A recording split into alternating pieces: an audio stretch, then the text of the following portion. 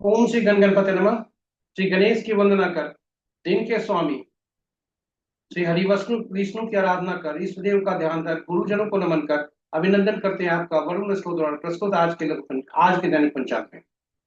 यह नित्य 5 भागों में प्रस्तुत होता रहा है और आपके सुझाव के अनुरूप पहले भाग का लघु रूप भी हम नित्य प्रस्तुत करते रहे। साथ ही साथ इससे निकले न्यूमरोलॉजी अंक शास्त्र का आज का दिन कैसा होगा वह अलग से भी प्रस्तुति है अंग्रेजी में।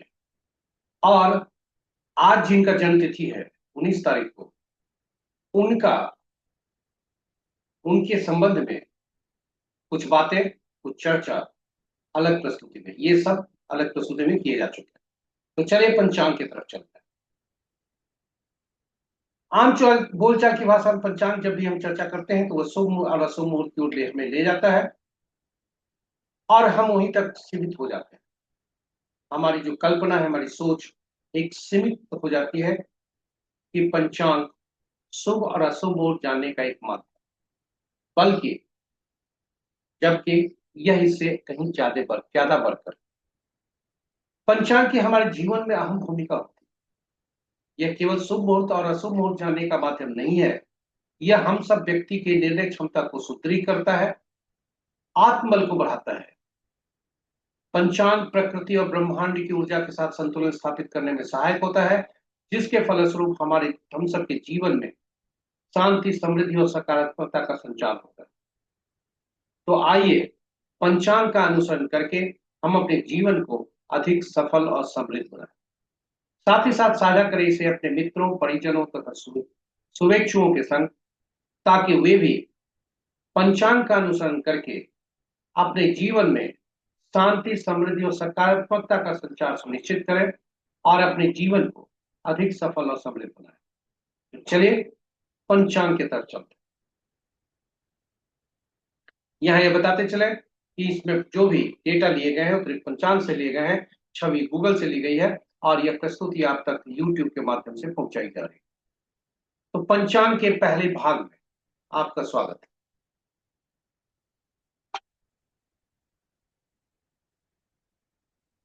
आज का दिनांक 19 जून 2025, महाआषाढ़ पक्ष कृष्ण, शाका संवत 1947 विश्वसु, विक्रम संवत 2082 कलायुग और कलयुग का 5126वां वर्ष। सूर्योदय 4:59 पर, सूर्यास्त 6:43 और sunrise at 4:59 AM, sunset at 6:43 PM। आज का दिशा शूल दक्षिण है, फिर भी इस दिशा में यात्रा करना पड़ा तो दही का सेवन कर यात्रा में सुखता है। चलिए पंचांग के पांचवा तिथि दिन के 11:55 तक अष्टमी, उसके बाद नवमी, देर रात्रि 11:17 तक उत्तरा भाद्रा, उसके बाद रेवती। योग 3 भागों में है जिसे हम अलग से बताते हैं। करण दिन के 11:55 तक कौलव, उसके बाद पैतिल जो कि रात के 10:55 तक है, यानी दिन के 11:55 तक कौलव, रात्रि के 10:55 तक पैतिल, उसके बाद गर्भ।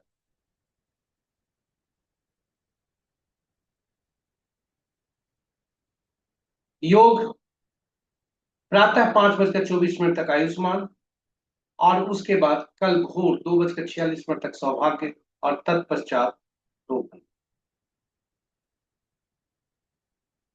तो ये रहे पंचांग के हमारे पांचों महत्वपूर्ण मुहूर्त में जाने के पूर्व भोलेनाथ को नमन करते हुए देखते हैं भोलेनाथ का वास क्या कहाँ है और इसका प्रभाव क्या है, शुभता कैसी है।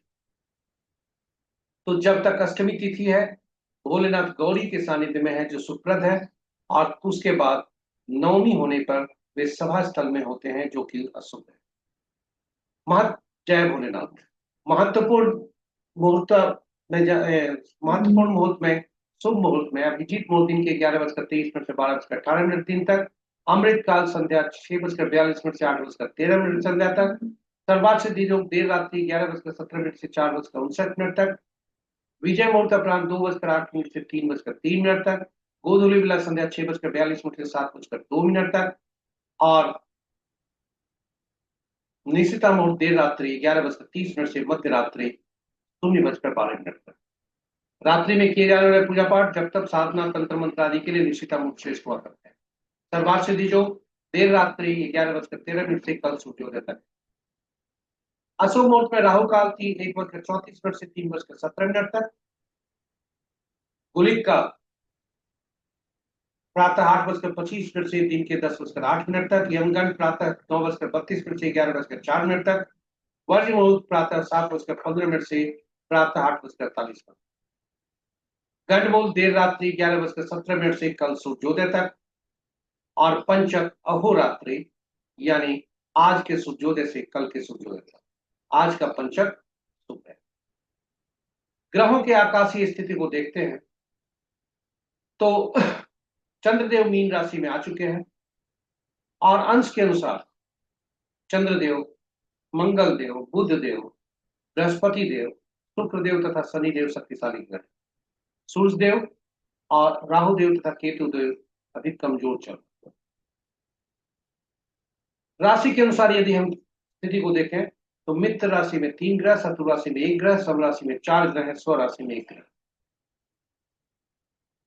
बुध के राशि में सबसे ज्यादा ग्रह 3 ग्रह, उसके बाद सूर्य की राशि में 2 ग्रह।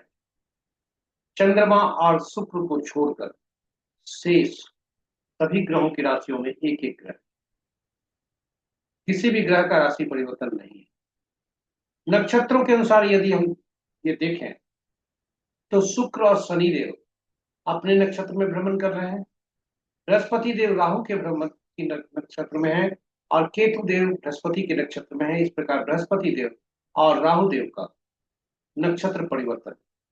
चंद्र और बुध 2 ऐसे ग्रह हैं जिनके नक्षत्र में कोई ग्रह नहीं है, अतएव ये स्वतंत्र ग्रह। बृहस्पति देव के नक्षत्र में सबसे ज्यादा ग्रह 3 ग्रह और शेष ग्रहों की राशियों में चंद्र और बुध को छोड़कर 1-1 ग्रह। शेष ग्रहों के नक्षत्रों में चंद्र और बुध को छोड़कर 1-1 ग्रह।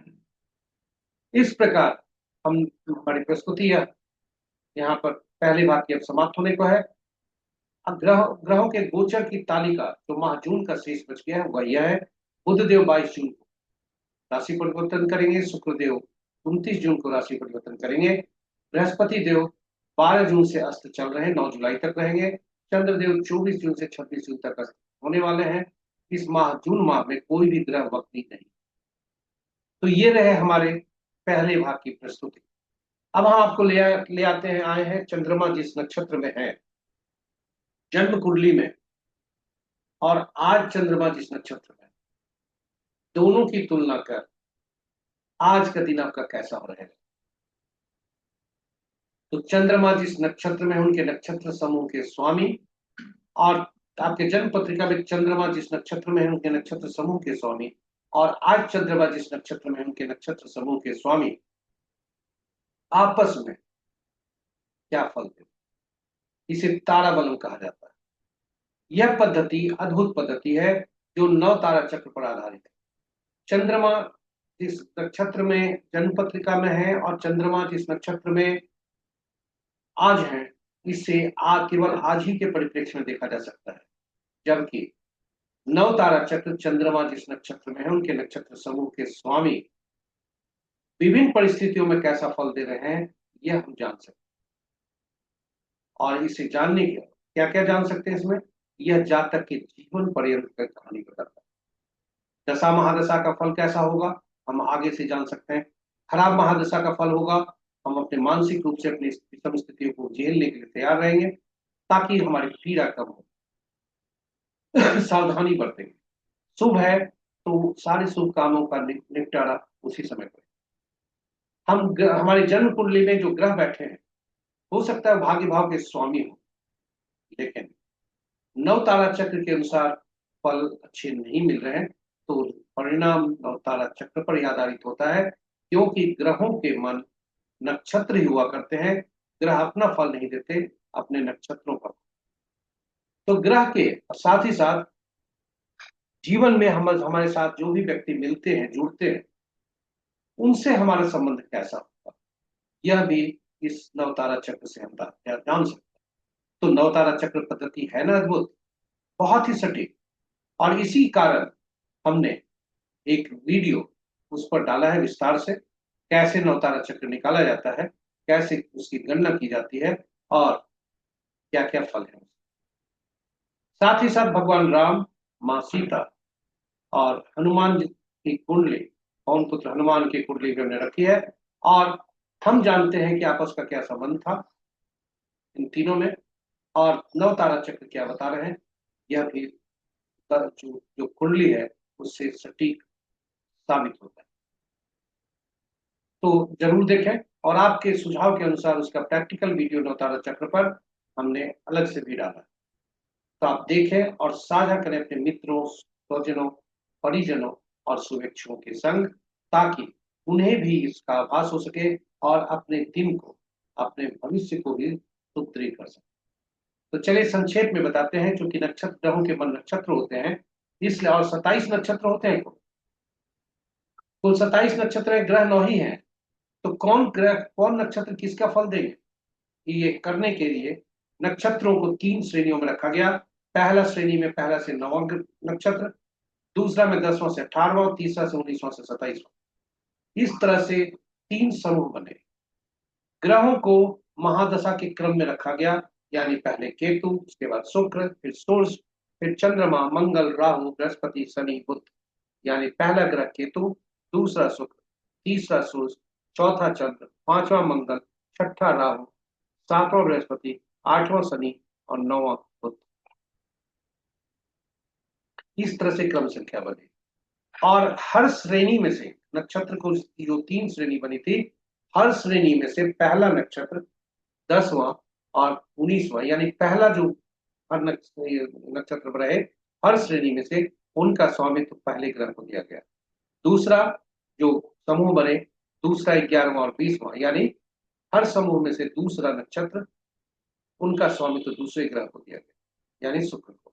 और यही क्रम संख्या में चलते चलते 9वां, 18वां, 27वां, 9वां, हर समूह में से 9वां नक्षत्र, यानी 9वां, 18वां और 27वां नक्षत्र जो बने, उनका स्वामित्व बुधदेव को दिया गया। इस तरह से सभी नक्षत्रों को, ग्रहों का स्वामित्व ग्रहों को दिया गया, और ये नक्षत्र उन ग्रहों पे ही फल देते।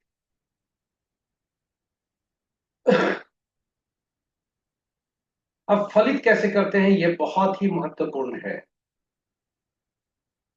जन्म पत्रिका में चंद्रमा जिस नक्षत्र में होते हैं, उनके नक्षत्र स्वामी या नक्षत्र समूह के स्वामी, दोनों बातें एक ही है। वो वहां से गणना आरंभ किया और वे ग्रह मिश्रित फल देते हैं। और वहां से यदि गणना करें तो दूसरा, क्योंकि मान लीजिए उदाहरण के लिए कि हमारा गणना शुक्र से शुरू होता है, तो दूसरा ग्रह सूर्य बनते हैं, तीसरा चंद्रमा बनते हैं। इसी क्रम में आगे बढ़े। यदि हमारा जन्म भरणी के नक्षत्र में हुआ है तो स्वामी तो बने शुक्रदेव, और शुक्रदेव से गणना शुरू हुई तो दूसरा ग्रह बने सूर्यदेव, जो शुभ फल देंगे। चंद्रदेव समस्या के कारक बने, और इसी तरह से हम आगे बढ़ेंगे। चंद्रदेव समस्या के कारक बनेंगे।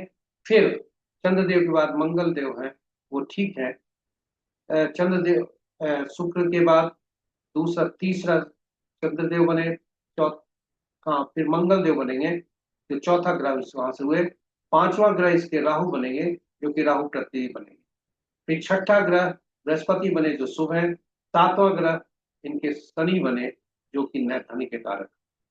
तो ये सब सब पीड़ा के, तीसरा, पांचवा, सातवां ग्रह जो बनता है वह पीड़ा देता है। और ये पीड़ा की जो इंटेंसिटी होती है, जो मात्रा होती है, परिणाम होता है, परिमाण होता है, वह जैसे जैसे संख्या बढ़ती जाती है वैसे बढ़ते जाता है। वहीं दूसरा, चौथा, छठा, आठवां, नवां ग्रह शुभ होते हैं। तो ये रहे नवतारा चक्र पर संक्षिप्त प्रस्तुति। विस्तार से आप हमारी प्रस्तुति को देखें, जानने का प्रयास करें, समझने का प्रयास करें, और एक बार जो समझ जाएंगे फिर आप किसी को भी सिखा सकते हैं और खुद भी उसे प्रयोग कर अपने जीवन में शुभता ला सकते हैं। तो चलिए आज के चंद्रमा के परिप्रेक्ष्य में देखते हैं कि आज कैसा दिन है।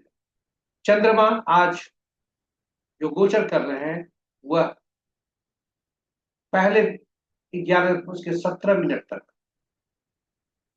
रात्रि के, एम गलत लिखा हुआ, रात्रि के 11:17 तक वे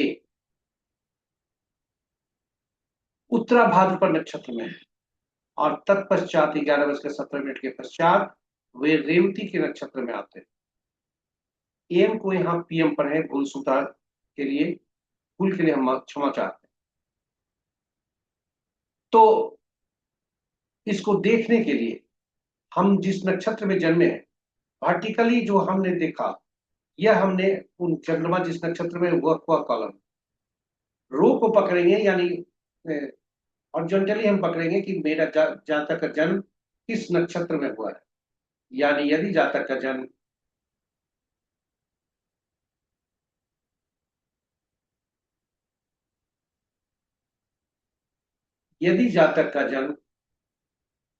कृत्तिका, उत्तरा, फाल्गुनी, उत्तरा साधारण नक्षत्र में हुआ है, जिनके स्वामी सूर्यदेव बनते हैं, तो 11:17 रात्रि तक, यहां हम आपको बता दें, इसे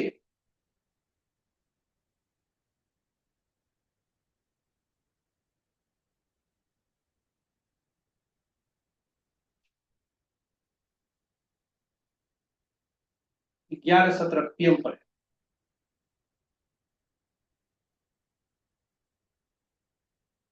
तो चंद्रमा यहाँ 11:17 पीएम पर है, और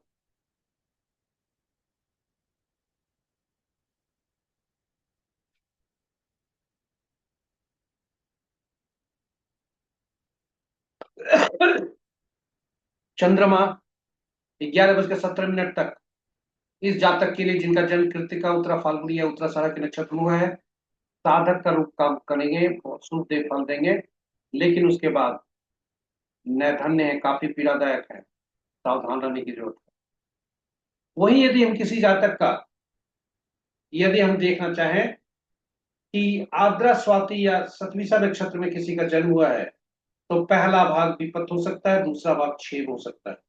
यानी पहला भाग अशुभ, दूसरा भाग शुभ। वहीं किसी व्यक्ति का जन्म यदि अश्विनी, माघ या मूला नक्षत्र में हुआ हो, तो पहला भाग मित्र, दूसरा भाग अति मित्र। तो अश्विनी, माघ या मूला केतु के नक्षत्र में जन्मे जातक के लिए आज बहुत अच्छा दिन है, दोनों भाग शुभ है। तो इस तरह से हम गणना करते हैं और हम फलित करते हैं।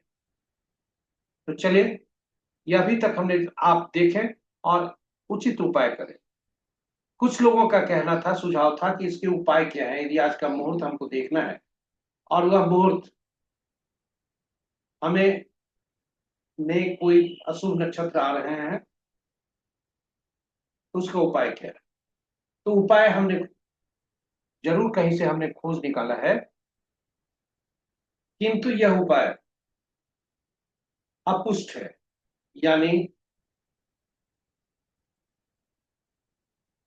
यह उपाय कहीं भी प्रमाणित नहीं है, इसलिए इसकी प्रमाणिकता पर हमें भी का प्रमाणिकता हम नहीं बता पाते।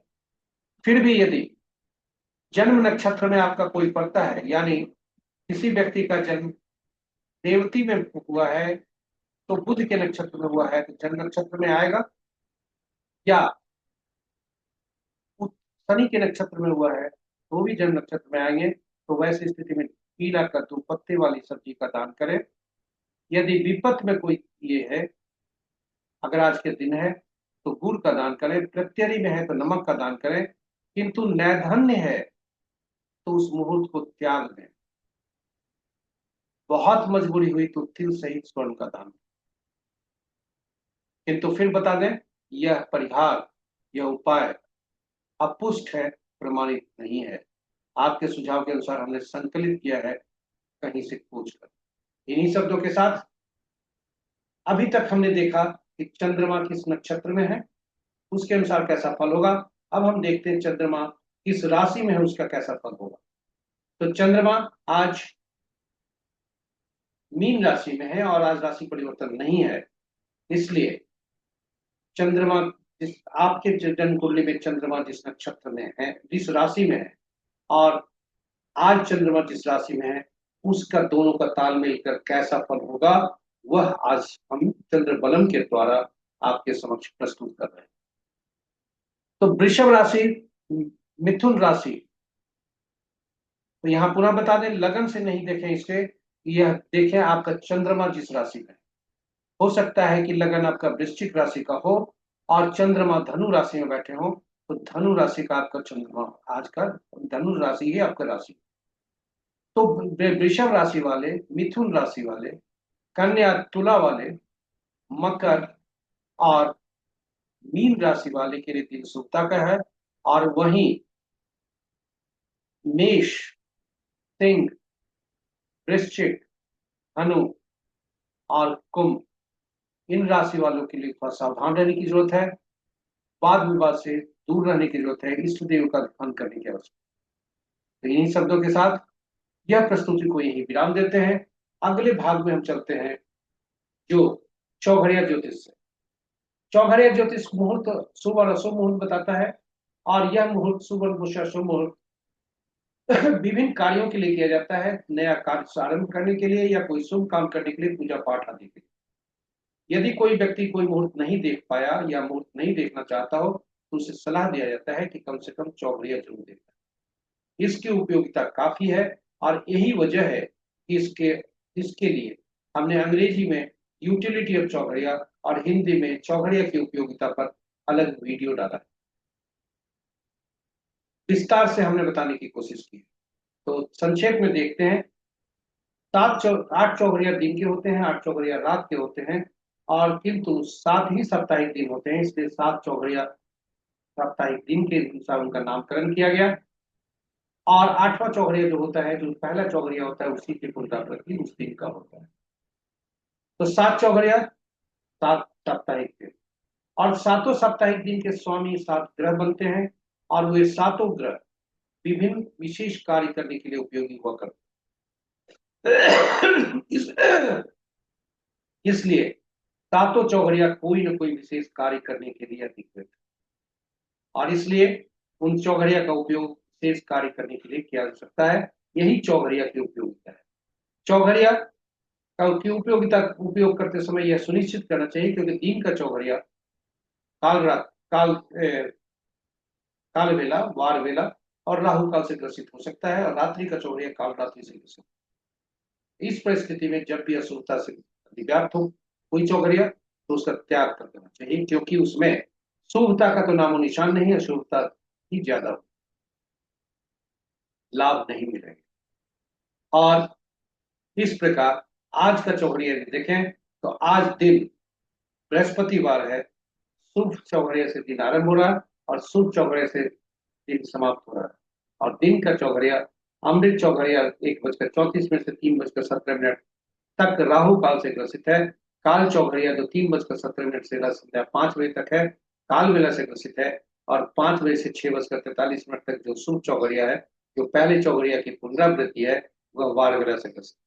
वहीं रात्रि का चौघड़िया 11:51 रात्रि से 1:08 तक है। लाभ चौघड़िया जो काल रात्रि से ग्रसित है। इन चारों चौघड़िया को त्याग करना चाहिए, इसमें शुभ काम नहीं करना चाहिए, क्योंकि अच्छे फल नहीं हो सकते, तो फल नहीं मिलता। तो अशुभता को कम करने हेतु, अशुभता को बढ़ाने हेतु इस इन चौघड़िया का त्याग करना, और शेष चौघड़िया का प्रयोग उपयोग आप कर सकते। तो चलिए, आज का चौघड़िया की प्रस्तुति यहीं पर। अब हम आपको अंतिम भाग में लेकर आए हैं। अंक ज्योतिष के अनुसार आज कैसा दिन रहने की संभावना है। अंक ज्योतिष में हम पहले भी बताते आए हैं कि अंक ज्योतिष 1 से 9 अंक यानी एकल अंक पर काम करते हैं, और हर एकल अंक, शून्य को हम नहीं लेते, क्योंकि शून्य अनसर्टेनिटी को बताता है, अनिश्चितता को बताता है। और हर 1 से 9 अंक एक किसी न किसी ग्रह द्वारा शासित होते हैं, और ये ग्रह जिस के जन्म कुंडली, जन्म तिथि में कोई भी अंक नहीं है, तो वे ग्रह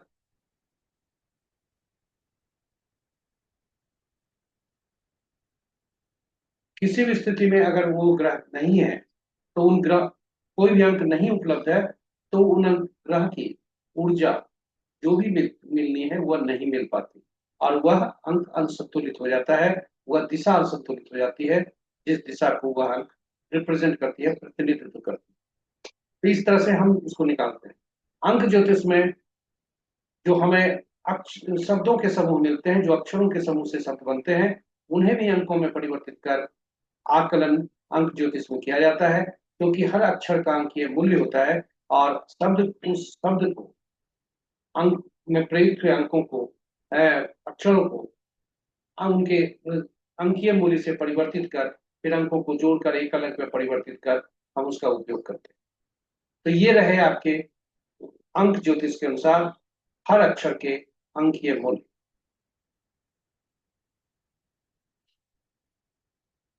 और आज का पंचांग यदि देखें तो आज का जो हम पहले भी बताते आए हैं कि जो तिथि का योग जन्म तिथि माह और वर्ष ही जन्म तिथि का कंपोनेंट होता है, अंग होते हैं। तो जन्म तिथि का योग करते हैं तो गुणांक बनता है, और जन्म तिथि और माह वर्ष तीनों को सब जोड़ देते हैं तो भाग्यांक बनता है।